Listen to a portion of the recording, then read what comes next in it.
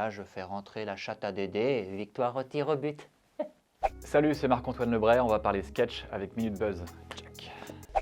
Mon imitation préférée, c'est toujours la voix la plus récente, on va dire. C'est un peu comme un jouet qu'on découvre. Et là, pour le coup, c'est Paul Mirabel, puisque c'est assez récent. Salam les rouillards. Vous avez vu, en 2022, la pauvre reine, ils l'ont trimballée dans sa boîte dans tout le Royaume-Uni, comme si c'était une pizza sur Uber Eats. Vous voulez une reine? Par contre, elle est un peu froide.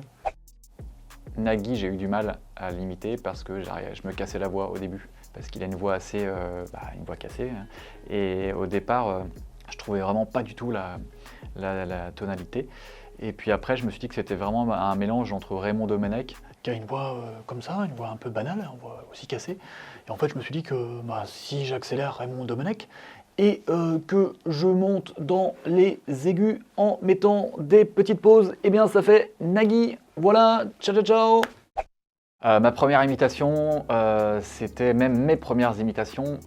Il y avait Sophie Favier, mais c'était vraiment une caricature, je m'en souviens plus trop, j'étais très jeune.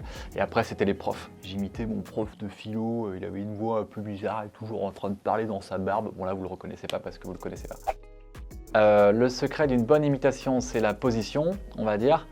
Par exemple, Laurent Ruquier, il va se tenir comme ça.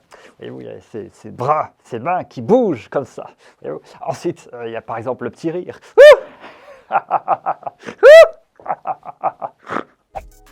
C'est un enchaînement de voix de Laurent Gérard, peut-être, au départ, quand il enchaînait des voix avec des chanteurs, par exemple, des choses comme ça.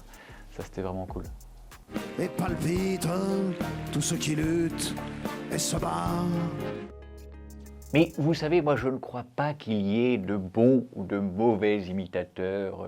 Parce que moi, si je devais résumer ma vie aujourd'hui d'imitateur avec vous, je dirais que c'est d'avoir des rencontres, des gens qui se sont tendus la main peut-être à un moment où je n'étais pas prêt, ou j'étais seul chez moi. Et c'est assez curieux de se dire que le hasard, les rencontres forgent une destinée. Parce que quand on a le goût de la chose, le goût de l'imitation, les choses bien faites, on a envie d'avoir tout simplement le don de soi.